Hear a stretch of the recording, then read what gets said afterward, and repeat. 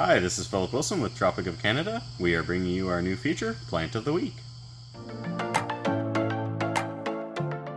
Wilson from Tropic of Canada, and this week we're bringing you one of our Sapodilla, the MANILKARA ZAPOTA Molix.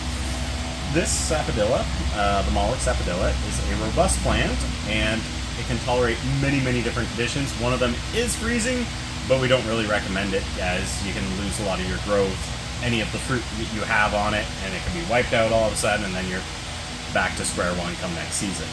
So not really recommended to let that happen. So for pruning, you can let them grow naturally, or they'll become a giant beautiful specimen, or they can handle pruning, say size and shape. So if you want a bushier plant, if you want a taller plant, if you want a plant where one branch just goes out 4 feet, you can do that with them. They're quite a nice robust plant. This one we're currently training up, so it's a little bit more vertical, so less floor space is taken up. And like I said, if you've got a greenhouse, solarium, a big windowed room in the house, you can let this grow into a giant, beautiful tree to fill the space. So they do flower throughout the growing season, so you expect to see fruit production kind of all through summer. The ones we had this year, we started to blossom around that May-June mark, and then we had them all throughout the season, all the way to now that we brought them back in the greenhouse, where now they're transitioning to winter period. So for production-wise, these plants are grafted, so you've got production right away. Whereas if you are taking them from cuttings, expect a 2 to 4 year cycle, and if you're growing from seed, they can take up to 8 years. So it's why we do the grafted side of things, just to eliminate the wait time for you to get your fruit. So they do require a winter chill period, which is a minimum of 100 hours between 0 and 10 degrees Celsius. So again, you want to avoid that freezing.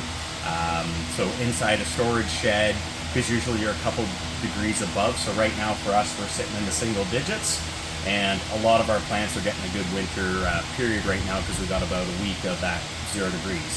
But with the freezing that we expect to get, we did move some plants inside to a more temperate area, just to avoid any of that large dipping below and that possibility of losing the plant.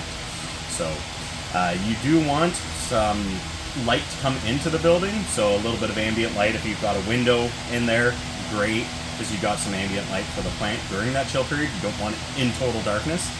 And then once you get out of the chill period, if you can extend it, do it. You'll just get better results for production on the following year. And then if you have grow lights, bring it out underneath the grow lights, start giving it that 12+ hour days after you've had your chill period, and you can start your fruit production earlier in the year. And then once summer comes, put it outside.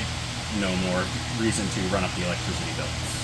So with that being said, the fruit itself is quite large, often weighing around 400 grams.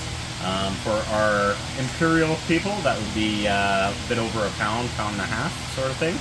And they are exceptionally sweet with a fine pear-like flavor.